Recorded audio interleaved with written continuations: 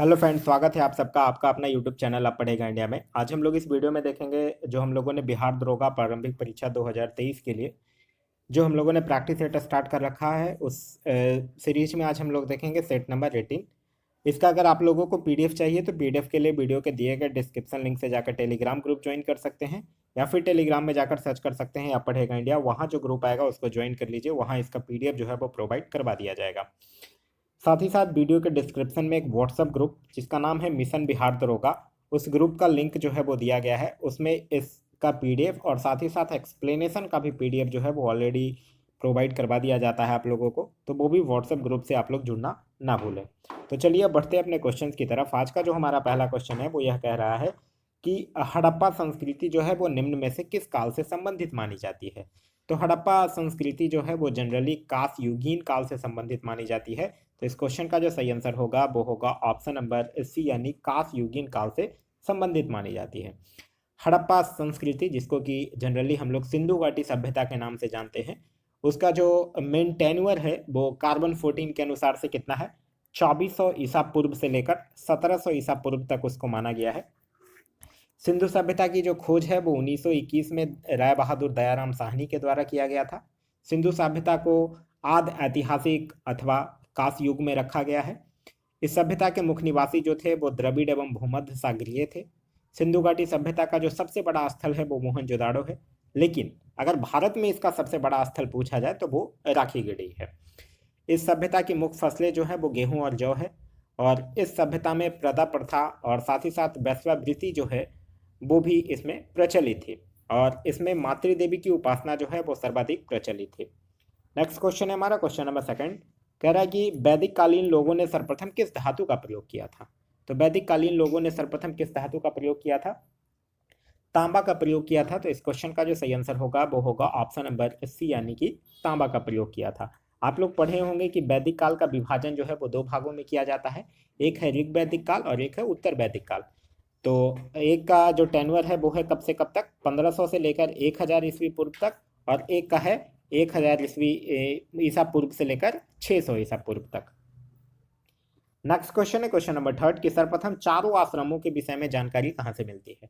तो सर्वप्रथम जो चारों आश्रमों के विषय में जो जानकारी है वो जवालोपनिषद में मिलती है। तो इस क्वेश्चन का जो सही आंसर होगा वो होगा ऑप्शन नंबर ए।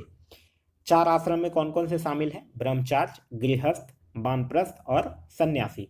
और चारों आश्रम का जो सुसंगठित रूप की व्याख्या है वो सर्वप्रथम स्मृति काल में हुई थी, यह भी आपको ध्यान रखना है। नेक्स्ट है कि किस वंश के शासक ने छत्रप प्रणाली का प्रयोग किया था। तो छत्रप प्रणाली का प्रयोग जो है वो शकों के शासन काल में हुआ था। उस काल में जो राज्यपाल होते थे उनको छत्रप कहा जाता था। तो इस क्वेश्चन का जो सही आंसर होगा वो होगा ऑप्शन नंबर डी, यानी कि शकों ने। शक जो थे वो मूलतः मध्य एशिया के निवासी थे और चारागाह की खोज में वो भारत आए थे।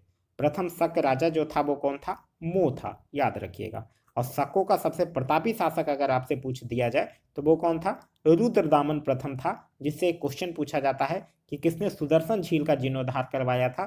तो यही शकों का जो सबसे प्रतापी शासक था रुद्रदामन प्रथम, उसी ने ही सुदर्शन झील का जीर्णोद्धार करवाया था। साथ ही साथ शकों से एक और इम्पॉर्टेंट चीज ध्यान रखना है कि शकों पर विजय के उपलक्ष्य में ही 58 ईसा पूर्व में एक नया संवत शुरू किया गया था जिसको कि विक्रम संवत के नाम से जाना जाता है। नेक्स्ट क्वेश्चन है क्वेश्चन नंबर 5। कह रहा है कि महमूद गजनबी के भारत पर आक्रमण के समय भारत आए विद्वान अलबरूनी ने किस महत्वपूर्ण ग्रंथ की रचना की थी। तो आप लोग पढ़े होंगे महमूद गजनबी की अगर बात किया जाए तो आप लोग एक चीज़ पढ़े होंगे कि अलबरूनी है, फिरदौसी है, उतबी है, फरूखी है, ये सब जो है वो महमूद गजनबी के दरबार में रहता था। उसी में आपसे पूछ दिया जा रहा है कि अलबरूनी जो है वो किस ग्रंथ की रचना किया था। तो अलबरूनी जो है वो किताबुल हिंद नाम से एक महत्वपूर्ण ग्रंथ की रचना किया था। तो इस क्वेश्चन का जो सही आंसर होगा वो होगा ऑप्शन नंबर बी, यानी कि किताबुल हिंद। अब बात अगर महमूद गजनबी की करते हैं तो महमूद गजनबी से याद रखिएगा ये सुबतगिन जो था उसका बेटा था, और अपने पिता के शासनकाल में यह जो था वो खुरासान का शासक था। और मोहम्मद गजनबी जो था वो 17 बार भारत पर आक्रमण किया था, जिसमें पहला आक्रमण जो है वो 1000 ईस्वी में किया था, पेशावर के कुछ भागों पर अधिकार कर लिया था, और सबसे अंतिमहा जो था वो 1027 में किया था जो कि जाटों के विरुद्ध था। साथ ही साथ यह सुल्तान की उपाधि धारण करने वाला पहला शासक था, और बगदाद के खलीफा के द्वारा इसे अमीन उदौला और अमीन उल मिल्लाह की उपाधि भी जो है वो प्रदान की गई थी। नेक्स्ट क्वेश्चन है क्वेश्चन नंबर 6 कि सेना को दशमलव प्रणाली के आधार पर संगठित करने की व्यवस्था जो है वो दिल्ली सल्तनत के किस सुल्तान के द्वारा किया गया था। तो सेना को दशमलव प्रणाली के आधार पर संगठित करने की जो व्यवस्था है वो अलाउद्दीन खिलजी के द्वारा किया गया था। तो इस क्वेश्चन का सही आंसर होगा वो होगा ऑप्शन नंबर डी यानी अलाउद्दीन खिलजी। अलाउद्दीन खिलजी से जो कुछ चीज़ें याद रखने वाली बातें हैं वो ये है कि अलाउद्दीन खिलजी जो था वो सेना को नगद वेतन देने, घोड़ा दागने, हुलिया लिखने की व्यवस्था लागू किया था। सिकंदर सानी की उपाधि से स्वयं को अलाउद्दीन खिलजी ने विभूषित भी किया था। अपने शासनकाल में यह मूल नियंत्रण प्रणाली को दृढ़ता से लागू किया था। दक्षिण भारत की विजय के लिए अलाउद्दीन खिलजी जो था वो मलिक कफूर को भेजा था। इसके शासनकाल में मंगोलों के 6 आक्रमण हुए थे। जमियत खाना मस्जिद, अलाई दरवाजा, सिरी का किला, हजार खम्बा महल, ये सब का निर्माण भी जो है वो अलाउद्दीन खिलजी के द्वारा ही करवाया गया था। भारत का तूतीय हिंद किसे कहा जाता है। तो भारत का तूतीय हिंद यानी भारत का तोता जो है वो किसको कहा जाता है। तो वो अमीर खुसरो को कहा जाता है। तो इस क्वेश्चन का सही आंसर होगा वो होगा ऑप्शन नंबर सी अमीर खुसरो। अमीर खुसरो को ही हिंदी खड़ी बोली का जनक भी कहा जाता है। अमीर खुसरो ने ही भारतीय संगीत में कव्वाली गायन को भी प्रचलन किया था। यह जो था वो सितार और तबला के आविष्कार करने का श्रेय भी जो है वो अमीर खुसरो को ही दिया जाता है। इसका मूल नाम जो था वो मोहम्मद हसन था और यह जो था वो संत निजामुद्दीन औलिया का एक शिष्य था। नेक्स्ट है कि रूप चित्र का निर्माण जो है वो किसके समय में शुरू हुआ था। देखिए रूप चित्र का निर्माण जो है वो किसके समय में शुरू हुआ था। अकबर के समय में शुरू हुआ था। तो इस क्वेश्चन का जो सही आंसर होगा वो होगा ऑप्शन नंबर सी यानी कि अकबर के समय में शुरू हुआ था। लेकिन आप लोग एक पढ़े होंगे चीज कि जहांगीर के शासनकाल को मुगल कला का चित्रकला का स्वर्ण काल कहा जाता है। तो यहाँ क्वेश्चन जहांगीर से कंफ्यूज नहीं होना है। रूप चित्र का निर्माण जो है वो अकबर के शासनकाल में ही शुरू हुआ था। अकबर ही जो था वो चित्रशाला विभाग की भी स्थापना किया था। आप लोग पढ़े होंगे कि अकबर के दरबार का एक प्रसिद्ध चित्रकार था जिसका नाम था अब्दुल समद। साथ ही साथ दसवंत जो हो गया, बसावन जो हो गया, ये सब भी जो अकबर के दरबार का प्रमुख चित्रकार था। और अकबर के काल को स्वर्ण काल, हिंदी साहित्य का स्वर्ण काल जो है वो कहा जाता है। नेक्स्ट क्वेश्चन है क्वेश्चन नंबर 9। कह रहा है निम्न में से किसने पानीपत के तृतीय युद्ध में संगठित मराठा सेना का वास्तविक रूप में नेतृत्व किया था। देखिए मराठा सेना का वास्तविक रूप में नेतृत्व किसने किया था। सदाशिवराव भाऊ के द्वारा किया गया था। तो इस क्वेश्चन का जो सही आंसर होगा वो होगा ऑप्शन नंबर सी यानी सदाशिवराव भाऊ के द्वारा। आप लोग पढ़े होंगे पानीपत का तृतीय युद्ध जो है वो 1761 में हुआ था जिसमें क्या हुआ था, मराठों की हार हुई थी। नेक्स्ट है क्वेश्चन नंबर 10 कि जहां केवल कायरता और हिंसा के बीच चुनाव करना हो वहां मैं चाहूंगा कि अपनी बेइज्जती को असहाय नजरों से देखते रहने के बदले भारत अपनी प्रतिष्ठा की रक्षा करने के लिए हथियारों का सहारा ले। यह कथन किसका है। यह कथन जो है वो महात्मा गांधी का है। तो इस क्वेश्चन का सही आंसर होगा वो होगा option number D Mahatma Gandhi. Mahatma Gandhi से और याद रखिएगा हे राम भी जो है वो महात्मा गांधी के द्वारा ही कहा गया है। साथ ही साथ भारत छोड़ो भी जो है वो महात्मा गांधी के द्वारा ही कहा गया है। और करो या मरो भी जो है वो महात्मा गांधी के द्वारा ही कहा गया है। क्लियर है। चलिए नेक्स्ट क्वेश्चन है क्वेश्चन नंबर 11 कि कांग्रेस के किस अधिवेशन में हिंदी को सर्वप्रथम राष्ट्रभाषा के रूप में प्रयुक्त किया गया था। तो यह कांग्रेस के किस अधिवेशन में हुआ था। यह जो बेलगांव का अधिवेशन हुआ था 1924। बेलगांव अधिवेशन इसलिए फेमस है कि महात्मा गांधी पहली बार बेलगांव अधिवेशन में भाग लिए थे। ठीक है। कांग्रेस का जो बेलगांव अधिवेशन है उसकी अध्यक्षता किसके द्वारा किया गया था, महात्मा गांधी के द्वारा किया गया था। तो इसीलिए बेलगांव का ये 1924 का अधिवेशन फेमस है। और इसी अधिवेशन में हिंदी को सर्वप्रथम राष्ट्रभाषा के रूप में प्रयुक्त किया गया था। लेकिन अगर और अधिवेशन की बात करते हैं, ऑप्शंस में आपके और भी इंपॉर्टेंट अधिवेशन दिए गए हैं जिससे कि अक्सर एग्जाम में क्वेश्चन पूछा जाता है। जैसे कि अगर बात करते हैं 1917 का कलकत्ता अधिवेशन, तो इससे आप लोगों को याद होगा, एक नाम याद रखना है आप लोगों को, एनी बेसेंट, जो कि प्रथम महिला अध्यक्ष थी। कानपुर का 1925 का अधिवेशन की अगर बात करते हैं तो आप लोग नाम याद रखिएगा, सरोजनी नायडू, जो कि प्रथम भारतीय महिला कांग्रेस की अध्यक्षता की थी। लाहौर 1929 की अगर बात कीजिएगा तो इसकी अध्यक्षता जो है वो जवाहरलाल नेहरू के द्वारा किया गया था और इसमें पूर्ण स्वराज की मांग की गई थी। क्लियर है। तो ये चारों ऑप्शन जो है वो इंपॉर्टेंट है। तो ये चारों ऑप्शन से एग्जाम में क्वेश्चन जो है वो फ्रेम किया जा सकता है। तो आपको ये चारों ऑप्शन जो है वो ध्यान में रखना है। नेक्स्ट क्वेश्चन है क्वेश्चन नंबर 12 कि निम्नलिखित में से किस पर्वतमाला को सह्याद्री के नाम से भी जाना जाता है। सह्याद्री के नाम से किस पर्वतमाला को जाना जाता है? जो पश्चिमी घाट की जो पर्वतमाला है उसको सह्याद्री के नाम से जाना जाता है। और सह्याद्री की जो सबसे ऊंची चोटी अगर पूछ ले तो सह्याद्री की सबसे ऊंची चोटी जो है वो क्या है? कालसुबाई है। तो इस क्वेश्चन का सही आंसर होगा वो होगा ऑप्शन नंबर बी यानी कि पश्चिमी घाट। पश्चिमी घाट जो है यह पर्वत पश्चिमी घाट जो है यह पर्वत ताप्ती नदी के मुहाने से लेकर कन्याकुमारी अंतरिक्ष तक लगभग 1600 किलोमीटर में जो है वो विस्तृत है। यह भी आपको ध्यान रखना है। नेक्स्ट है कि सूर्योदय के समय पृथ्वी से सूर्य की दूरी कितनी होती है। तो इसको हम लोग क्या कहते हैं? आप लोग दो कंडीशन पढ़े होंगे, एक को बोला जाता है अपसौर और एक को क्या बोला जाता है? एक को बोला जाता है उपसौर। अपसौर में क्या होता है कि सूर्य जो है वो पृथ्वी से सबसे दूर होता है, जो कि लगभग 15.21 करोड़ किलोमीटर पर स्थिति होता है। और यह स्थिति जो है वो कब उत्पन्न होती है? 4 जुलाई को उत्पन्न होती है। और दूसरा कंडीशन जो होता है वो होता है उपसौर। उपसौर में सबसे नजदीक होता है, मतलब पृथ्वी और सूर्य जो होता है वो निकटतम होता है और 14.7 करोड़ किलोमीटर की दूरी पर स्थित होता है। और यह कंडीशन जो होता है वो कब होता है? 3 जनवरी को होता है। तो आपको दोनों ध्यान रखना है, अपसौर और उपसौर दोनों आप लोग को ध्यान रखना है। नेक्स्ट है क्वेश्चन नंबर 14 कि एस्किमो लोगों के द्वारा टुंड्रा क्षेत्र में बर्फ के टुकड़ों की सहायता से बनाए जाने वाले अर्धगोलाकार आवासों को क्या कहा जाता है?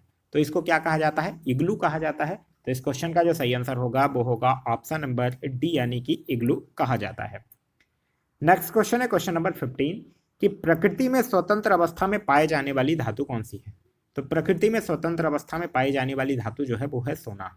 तो इस क्वेश्चन का सही आंसर होगा वो होगा ऑप्शन नंबर सी सोना। और इसका जो एटॉमिक नंबर होता है वो होता है 79। नेक्स्ट है कि तमिलनाडु के तटीय भागों में जाड़ों में वर्षा की प्राप्ति निम्न में से किससे होती है? तो तमिलनाडु के जो तटीय भागों में जो वर्षा होती है जाड़ों के समय में वो उत्तर पूर्वी मानसून से होती है। तो इस क्वेश्चन का सही आंसर होगा वो होगा ऑप्शन नंबर ए यानी कि उत्तरी पूर्वी मानसून से होती है। एक्चुअली होता क्या है कि जब ठंडी की समय रहती है, मतलब शीत ऋतु का जब समय रहता है, तो पूर्वी तट पर विशेष करके तमिलनाडु में जो वर्षा होती है, क्योंकि बंगाल की खाड़ी से जो गुजरने वाली शुष्क हवा होती है वो कुछ नमी ग्रहण कर लेती है और आगे जाके जो कोरोमंडल वाला तट है वहां जाके क्या करा देती है? वर्षा करा देती है। नेक्स्ट है कि इंडोनेशिया की राजधानी जकार्ता निम्नलिखित में से किस द्वीप पर स्थित है? इंडोनेशिया की राजधानी, अभी आप लोग एक रिसेंटली चीजें भी पढ़े होंगे कि इंडोनेशिया की राजधानी जो है वो अब जकार्ता से बदलकर नूर संतारा होगी। लेकिन अभी आपसे क्वेश्चन पूछ रहा है कि ये जो जकार्ता है वो निम्नलिखित में से किस द्वीप पर स्थित है? तो जकार्ता जो है वो जावा द्वीप पर स्थित है। तो इस क्वेश्चन का जो सही आंसर होगा वो होगा ऑप्शन नंबर बी यानी कि जावा द्वीप पर स्थित है। आप लोग पढ़े भी होंगे कि जावा हो गया, सुमात्रा हो गया, सुलाबेसी हो गया, ये सब द्वीप कहाँ स्थित है? इंडोनेशिया में स्थित है। नेक्स्ट है कि निम्नलिखित कथनों पर विचार कीजिए। कह रहा है कि भारत की सबसे लंबी समुद्री सीमा रेखा गुजरात राज्य बनाती है, जिसकी कुल लंबाई जो है वो 1312 किलोमीटर है। बिल्कुल सही है कि समुद्री रेखा गुजरात राज्य तो बनाती है, लेकिन उसकी कुल रेखा जो है वो 1312 किलोमीटर नहीं है बल्कि 1663 किलोमीटर है। यह आपको ध्यान रखना है। तो ये तो सही था कि समुद्री रेखा गुजरात राज्य बनाती है सबसे लंबा, लेकिन लंबाई जो है वो उसकी 1312 नहीं बल्कि 1663 किलोमीटर है। तो पहला कथन जो जो दिया हुआ है वह तो गलत दिया हुआ है। फिर कह रहा है कि भारत का सबसे छोटा समुद्री सीमा रेखा जो है वो गोवा बनाती है, जिसकी कुल लंबाई जो है वो 102 किलोमीटर है। ये तो बिल्कुल सही है। फिर कह रहा है कि भारत का राजस्थान राज्य जो है वो समुद्री सीमा बनाने वाला तीसरा सबसे बड़ा राज्य है। ये भी गलत है, क्योंकि भारत की जो दूसरी सबसे लंबी समुद्र रेखा सीमा बनाने वाला जो राज्य है वो कौन सा राज्य है? आंध्र प्रदेश है। फिर कह रहा है कि भारत का कुल समुद्री सीमा जो है वो कितना है? 6100 किलोमीटर है। तो यह जो है वो सही है। भारत की जो कुल समुद्री सीमा रेखा है वो कितना है? 6100 किलोमीटर है। तो यह भी जो है वो क्या है? सही है। एक चीज और ध्यान रखिएगा कि मुख्य भूमि का अगर पूछ लिया जाए कि कुल समुद्री सीमा अगर यहाँ पूछ रहा है, देखिए भारत के कुल तटीय भाग की अगर लंबाई पूछेगा तो कितना हो जाएगा? कुल तटीय भाग की लंबाई पूछेगा तो 7516.6 किलोमीटर हो जाएगा। लेकिन मुख्य भूमि के तटीय भाग की लंबाई अगर पूछेगा तो वो कितना हो जाएगा? 6100 किलोमीटर हो जाएगा। क्लियर है? भारत के 9 राज्य जो है वो तट रेखा से लगे हैं।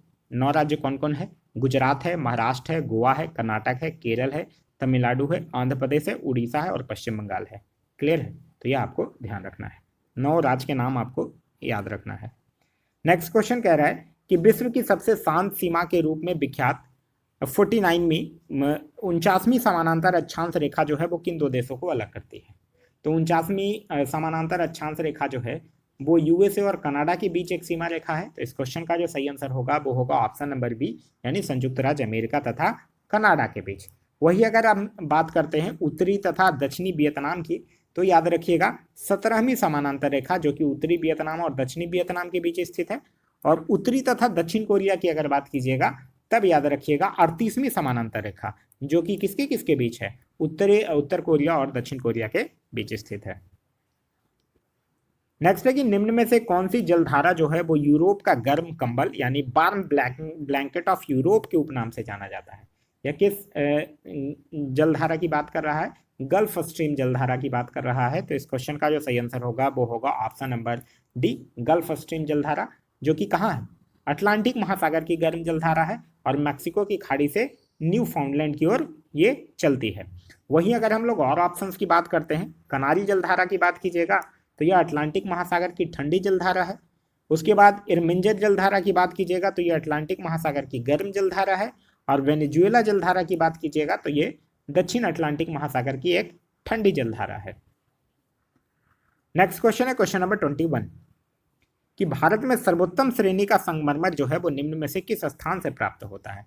तो भारत में सर्वोत्तम श्रेणी का जो संगमरमर है वो किस स्थान से प्राप्त होता है? मकराना से प्राप्त होता है। मकराना कहाँ है? राजस्थान में स्थित है। तो इस क्वेश्चन का जो सही आंसर होगा वो होगा ऑप्शन नंबर बी, यानी कि मकराना।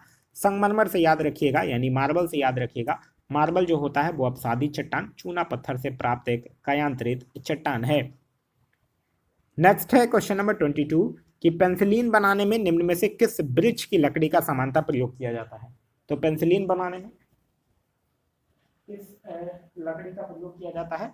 तो पेंसिलिन बनाने में किया जाता है सीडार की लकड़ी का प्रयोग। तो इस क्वेश्चन का जो सही आंसर होगा वो होगा ऑप्शन नंबर बी, यानी कि सीडार। नेक्स्ट क्वेश्चन कह रहा है कि किस दिन से संबंधित सभा का अंतरिम संसद के रूप में आविर्भाव हुआ? तो किस दिन से संबोधित सभा का अंतरिम संसद के रूप में आविर्भाव हुआ था? तो वो हुआ था 26 जनवरी 1950 से। तो इस क्वेश्चन का जो सही आंसर होगा वो होगा ऑप्शन नंबर सी, यानी 26 जनवरी 1950 से। आप लोग पढ़े होंगे कि संविधान सभा जो है वो 26 जनवरी 1950 से 1951-52 में हुए आम चुनावों के बाद बनने वाली नई संसद के निर्माण तक भारत की अंतरिम संसद के रूप में काम किया था। नेक्स्ट क्वेश्चन है क्वेश्चन नंबर 24 कि संवैधानिक संशोधन विधेयक को राज्य विधानमंडलों के पास कब भेजा जाता है? तो संवैधानिक संशोधन विधेयक को राज्य विधानमंडलों के पास राष्ट्रपति के संस्तुति मिलने के पूर्व भेजा जाता है। तो इस क्वेश्चन का जो सही आंसर होगा वो होगा ऑप्शन नंबर ए, राष्ट्रपति की संस्तुति मिलने के पूर्व जो है वो भेजा जाता है। संविधान संशोधन विधेयक की अगर बात कीजिएगा तो आप लोगों के दिमाग में आ जाना चाहिए अनुच्छेद 368। अनुच्छेद 368 जो है इसी में संविधान में संशोधन करने की संसद की शक्ति और उसके लिए प्रक्रिया से जो संबंधित प्रावधान जो हैं वो दिए गए हैं। नेक्स्ट क्वेश्चन है क्वेश्चन नंबर 25 कि राष्ट्रपति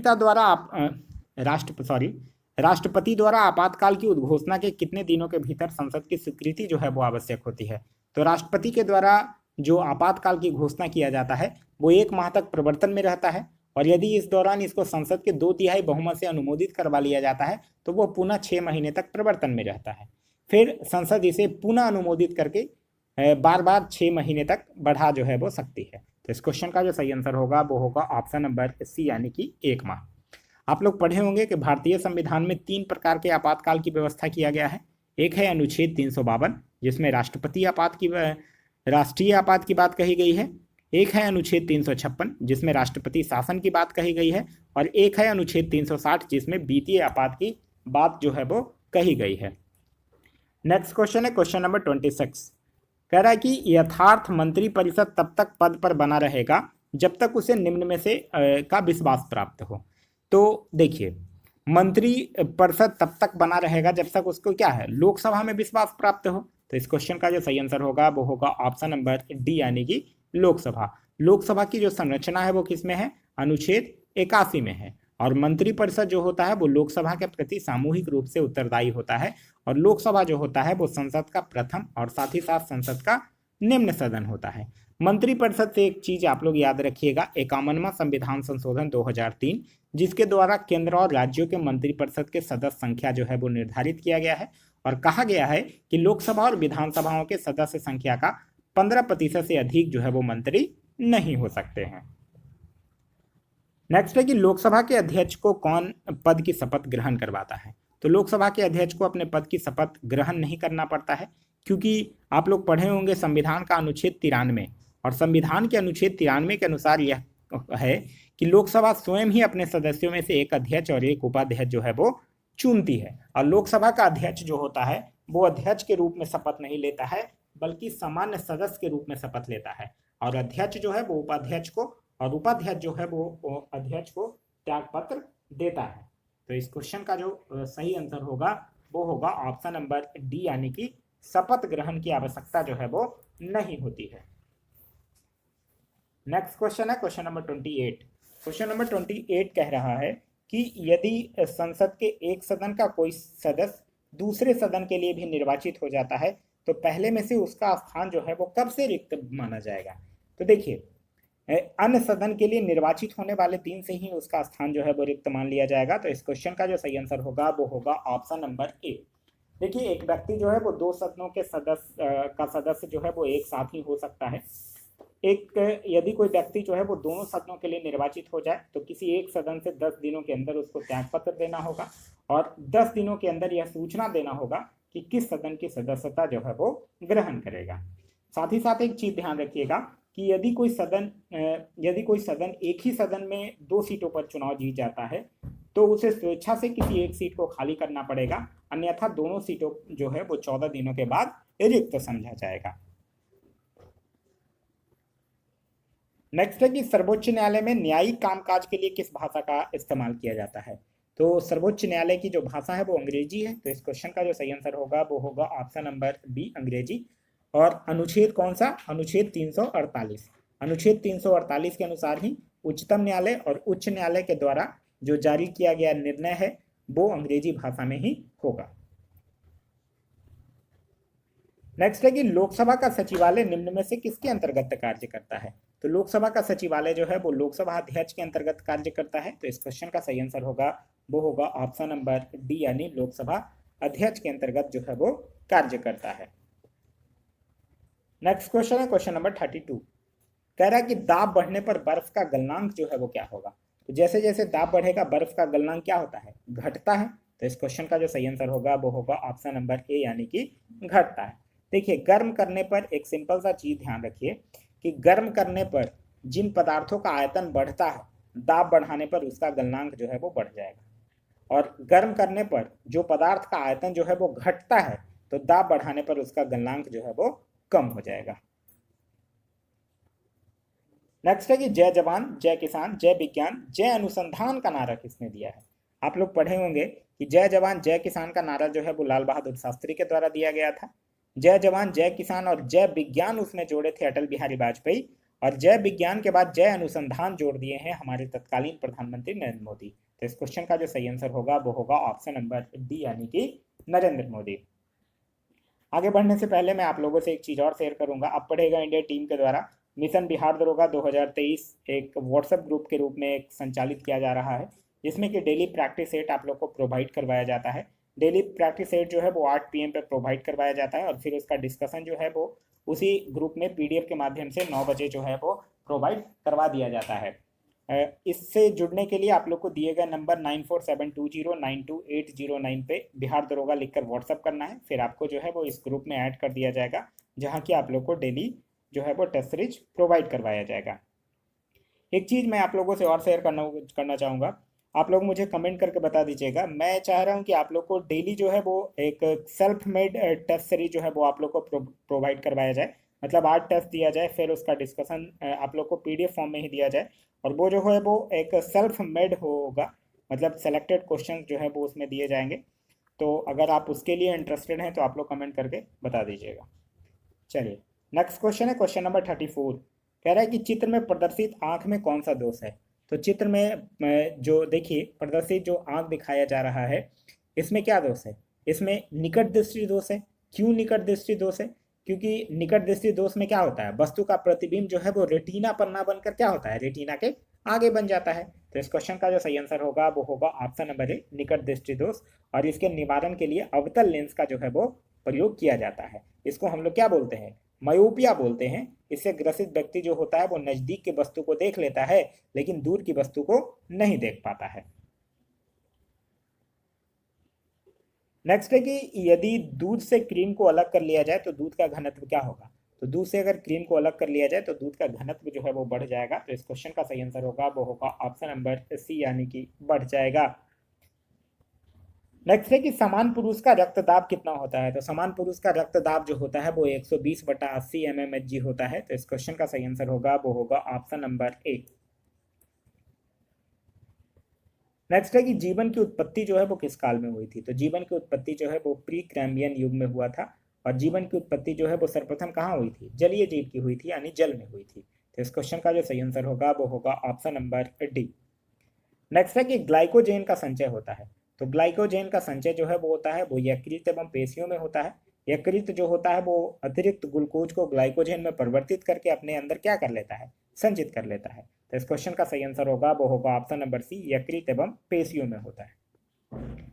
नेक्स्ट है कि निम्नलिखित में से कौन सा युग्म जो है वो सही है, यह आपको बताना है। ऑक्सीजन फल पकाने वाली गैस है, बिल्कुल गलत है, क्योंकि ऑक्सीजन नहीं बल्कि एसिटिलीन गैस जो होता है वो फल पकाने वाली गैस होता है।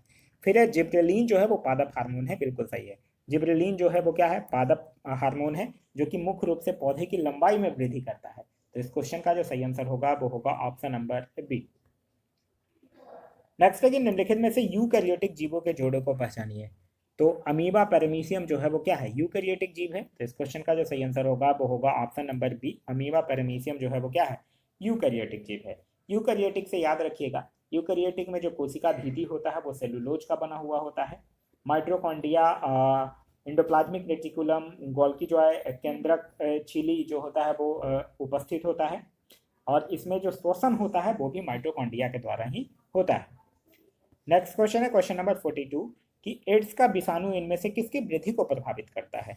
तो एड्स का विषाणु जो है वो रक्त में टी कोशिकाओं के वृद्धि को प्रभावित करता है। तो इस क्वेश्चन का सही आंसर होगा वो होगा ऑप्शन नंबर ए, रक्त में टी कोशिकाएं। एड्स का जो फुल फॉर्म होता है वो एक्वायर्ड इम्यूनो डिफिशियंसी सिंड्रोम होता है। और यह जो है वो HIV यानी कि ह्यूमन इम्यूनो डिफिशियंसी वायरस के द्वारा उत्पन्न होने वाला एक रोग है। नेक्स्ट है कि पौधे में श्वसन के संदर्भ में कौन सा कथन सत्य है, यह आपको बताना है। कह रहा है श्वसन केवल दिन के समय में होता है, बिल्कुल गलत है। श्वसन केवल रात के समय होता है, गलत है। श्वसन दिन और रात दोनों समय में होता है, बिल्कुल सही है। श्वसन जो है वो दिन और रात दोनों समय में होता है। और श्वसन जो है वो माइटोकॉन्ड्रिया में होता है। और माइटोकॉन्ड्रिया को powerhouse of the cell भी कहा जाता है। तो इस क्वेश्चन का जो सही आंसर होगा वो होगा option number C. Next question है क्वेश्चन नंबर 44 कि निम्न में से किस अर्थशास्त्री ने एक विकासशील देश के लिए रोलिंग योजना यानी रोलिंग प्लान की अवधारणा का सर्वप्रथम समर्थन किया था? तो रोलिंग प्लान की अवधारणा का सर्वप्रथम समर्थन जो है वो किसके द्वारा किया गया था? गुन्नार मेंडल के द्वारा किया गया था। तो इस क्वेश्चन का जो सही आंसर होगा वो होगा ऑप्शन नंबर बी। और भारत में रोलिंग आयोजन की अवधारणा जो है वो 1978 में लागू किया गया था। ये जो रोलिंग प्लान जिसको कि हम लोग व्रत योजना कहते हैं, इस योजना का प्रतिपादन जो है वो यही गुन्नार मिडल के द्वारा अपनी पुस्तक, एक उनकी पुस्तक थी एशियन ड्रामा, उसमें किया गया था। और भारत में इसे लागू करने का श्रेय जो है वो जनता पार्टी की सरकार तथा DT लड़कावाला को जाता है। नेक्स्ट क्वेश्चन कह रहा है कि निगम कर जो है यानी कॉर्पोरेशन टैक्स जो है वो दे होता है। तो निगम कर जो है वो कंपनियों के लाभ पर दे होता है। तो इस क्वेश्चन का जो सही आंसर होगा वो होगा ऑप्शन नंबर सी, यानी कंपनियों के लाभ पे दे होता है। नेक्स्ट है कि भारतीय नौसेना के अध्यक्ष के पद को क्या कहते हैं? तो नौसेना के अध्यक्ष के पद को एडमिरल कहा जाता है। तो इस क्वेश्चन का सही आंसर होगा वो होगा ऑप्शन नंबर डी, एडमिरल। और अगर स्थल सेना के अध्यक्ष को पूछा जाए तो उसको जनरल कहा जाता है। और वायुसेना के अध्यक्ष को एयर चीफ मार्शल जो है वो कहा जाता है। नेक्स्ट है कि वस्तु की मात्रा बदलने पर अपरिवर्तित रहेगा। तो वस्तु की मात्रा बदलने पर घनत्व जो है वो अपरिवर्तित रहेगा, क्योंकि घनत्व बराबर क्या होता है, द्रव्यमान अपॉन में वॉल्यूम। और इसका SI मात्रक जो होता है वो क्या होगा, kg/m3। तो इस क्वेश्चन का जो सही आंसर होगा वो होगा ऑप्शन नंबर डी, यानी कि घनत्व जो है वो अपरिवर्तित रहेगा। आगे है कि प्रतिचुंबकीय पदार्थ का उदाहरण है। तो प्रतिचुंबकीय पदार्थ का उदाहरण यहाँ पे क्या है, मरकरी है। प्रतिचुंबकीय पदार्थ जो होता है वो चुंबकीय क्षेत्र के विपरीत प्रतिकर्षित होता है। तो इस क्वेश्चन का जो सही आंसर होगा वो होगा ऑप्शन नंबर डी, यानी कि मरकरी। नेक्स्ट है कि रेशम का कीड़ा यानी जो सिल्क वॉर्म होता है वो अपने जीवन चक्र के किस चरण में वाणिज्यिक तंतु पैदा करता है। तो अपने जीवन चक्र के कोशित यानी पूपा चरण में वाणिज्यिक तंतु पैदा करता है। तो इस क्वेश्चन का जो सही आंसर होगा वो होगा ऑप्शन नंबर सी। ध्यान रखिएगा, रेशम का कीड़ा का पालन जो है वो शहतूत के पेड़ पर होता है। नेक्स्ट है कि जल के अणुओं के लिए कोशिका भित्तियों का आकर्षण बल कहलाता है। तो इसको क्या कहा जाता है, इसको कहा जाता है ससंजन बल यानी कोहेसिव फोर्स। तो इस क्वेश्चन का जो सही आंसर होगा वो होगा ऑप्शन नंबर बी, यानी ससंजन। देखिए ये कोहेसिव फोर्स होता क्या है, एक ही पदार्थ के अणुओं के मध्य लगने वाले आकर्षण बल को क्या कहा जाता है, ससंजक बल कहा जाता है। और ध्यान रखिएगा, ठोसों में ससंजक बल का मान जो होता है वो अधिक होता है और गैसों में ससंजक बल का मान जो होता है वो नगण्य होता है। नेक्स्ट क्वेश्चन कह रहा है कि 3 से 4 वर्षों के बच्चों में कौन से दांत नहीं होते हैं। तो 3 से 4 वर्ष के जो बच्चे होते हैं उसमें जो मोलर दांत होता है वो नहीं होता है। तो इस क्वेश्चन का जो सही आंसर होगा वो होगा ऑप्शन नंबर डी। नेक्स्ट है कि जीवाणु जो दलहनी पौधों की जड़ में निवास करते हैं। तो जीवाणु जो दलहनी पौधों की जड़ में निवास करते हैं उनको राइजोबियम कहा जाता है। तो इस क्वेश्चन का जो सही आंसर होगा वो होगा ऑप्शन नंबर सी, यानी कि राइजोबियम। नेक्स्ट है कि पर्णहरित यानी क्लोरोफिल जो है वो पाया जाता है। तो क्लोरोफिल जो है वो हरित लवक के ग्रेना में पाया जाता है। तो इस क्वेश्चन का जो सही आंसर होगा वो होगा ऑप्शन नंबर ए, यानी हरित लवक के ग्रेना में पाया जाता है। नेक्स्ट है कि निम्नलिखित में से किस दिन अंतर्राष्ट्रीय मधुमक्खी दिवस मनाया जाता है। तो अंतर्राष्ट्रीय मधुमक्खी दिवस जो है वो 20 मई को मनाया जाता है। तो इस क्वेश्चन का सही आंसर होगा वो होगा ऑप्शन नंबर सी, यानी 20 मई को मनाया जाता है। उस्ताद अमजद अली खान किस वाद्य यंत्र के प्रसिद्ध वादक हैं।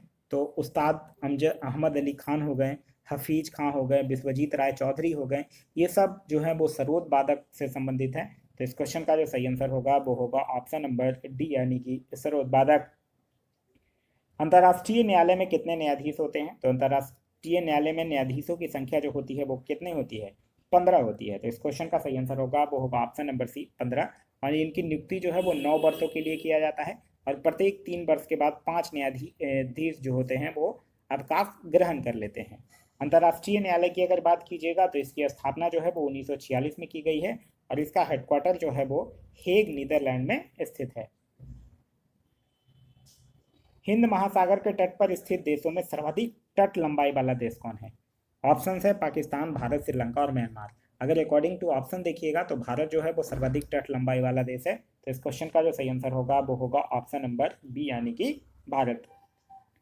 नेक्स्ट है कि पुडुचेरी केंद्र शासित क्षेत्र जो है वो निम्नलिखित में से कितने राज्यों में अवस्थित है।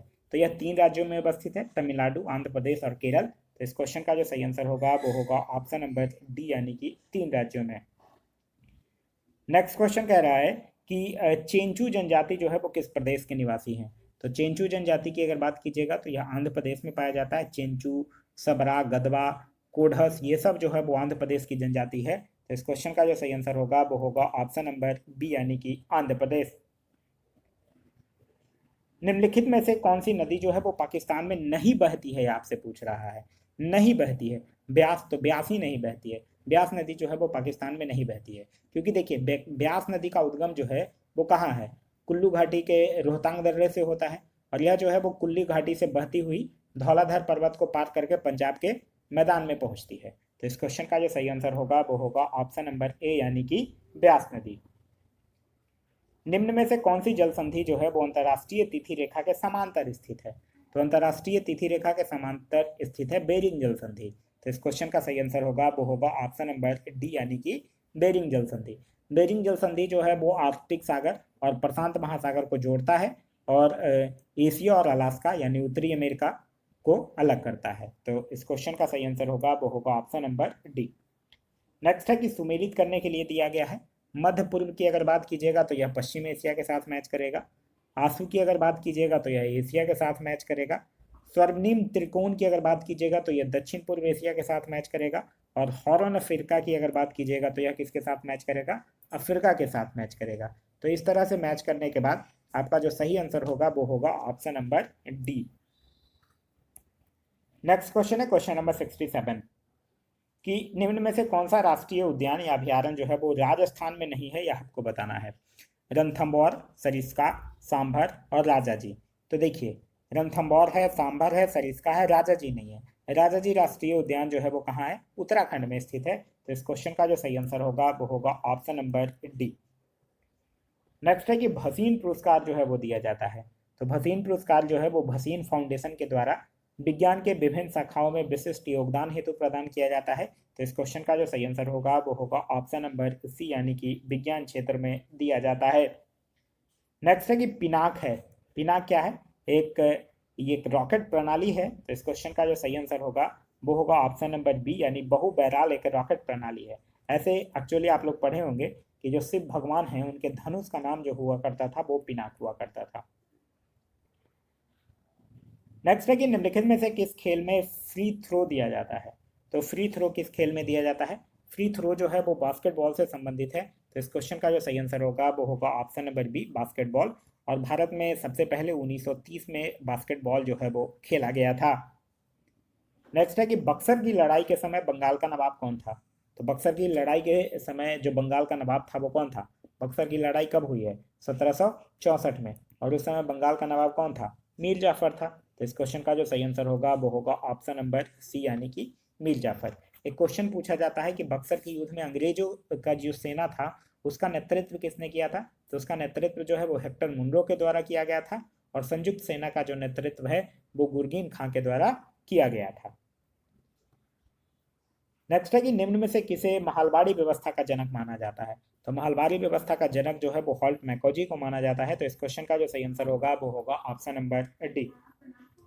नेक्स्ट क्वेश्चन है क्वेश्चन नंबर 74 कि यूरिया में उपस्थित होने वाला तत्व है। तो यूरिया में उपस्थित होने वाला जो तत्व है वो है कार्बन, हाइड्रोजन, नाइट्रोजन और ऑक्सीजन। क्योंकि यूरिया का जो फॉर्मूला आप लोग पढ़े होंगे वो पढ़े होंगे NH2CONH2, यही तो पढ़े हैं। तो क्या क्या उपस्थित है, CHNO है। तो इस क्वेश्चन का सही आंसर होगा वो होगा ऑप्शन नंबर डी। नेक्स्ट है कि बल जो है वो गुणनफल है। तो बल आप लोग पढ़े होंगे कि मास को हम लोग एक्सेलरेशन से गुना कर देते हैं तो वो क्या निकल जाता है, बल निकल जाता है। तो बल गुणनफल किसका है, द्रव्यमान और त्वरण का हो जाएगा। तो इस क्वेश्चन का जो सही आंसर होगा वो होगा ऑप्शन नंबर ए। आप लोग पढ़े होंगे F बराबर ma, ठीक है। और बल क्या है, एक सदिश राशि है, यानी वेक्टर क्वांटिटी है। और इसका एसआई मात्रक जो होता है वो मीटर पर सेकंड स्क्वायर, या फिर जिसको कि हम लोग न्यूटन कहते हैं। और इसका सीजीएस मात्रक जो होता है वो क्या होता है, डाइन होता है। आगे है कि केंद्रीय मगरमच्छ प्रजनन एवं प्रबंधन प्रशिक्षण संस्थान जो है वो कहाँ अवस्थित है। तो यह हैदराबाद में अवस्थित है। तो इस क्वेश्चन का सही आंसर होगा वो होगा ऑप्शन नंबर बी, हैदराबाद में अवस्थित है। विश्व मगरमच्छ दिवस जो है वो 17 जून को मनाया जाता है, आपको ध्यान रखना है।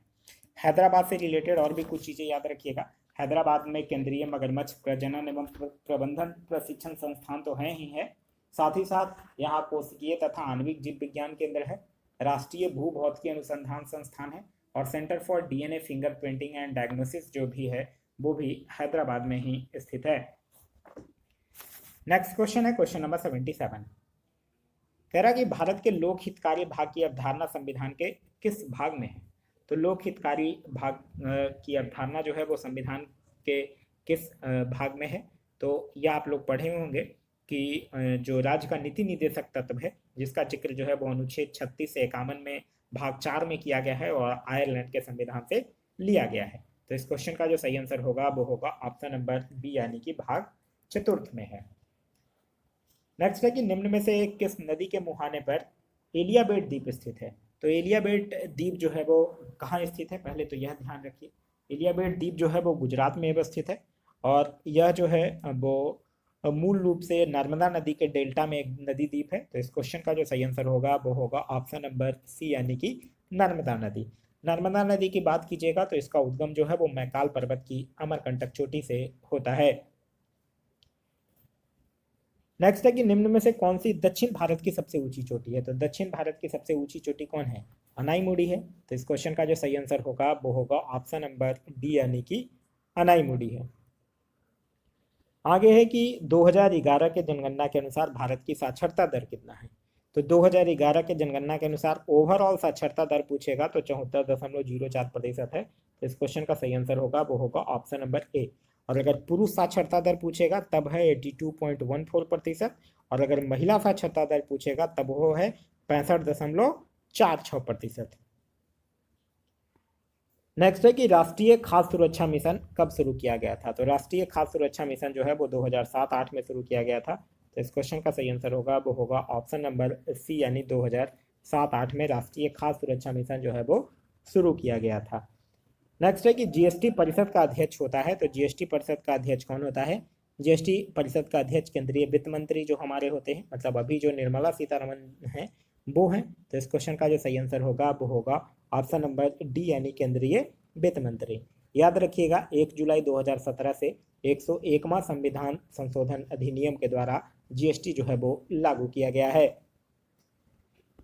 आगे है परमाणु खनिज अन्वेषण और अनुसंधान निदेशालय ने किस राज्य में लिथियम के भंडार की उपस्थिति पाई है।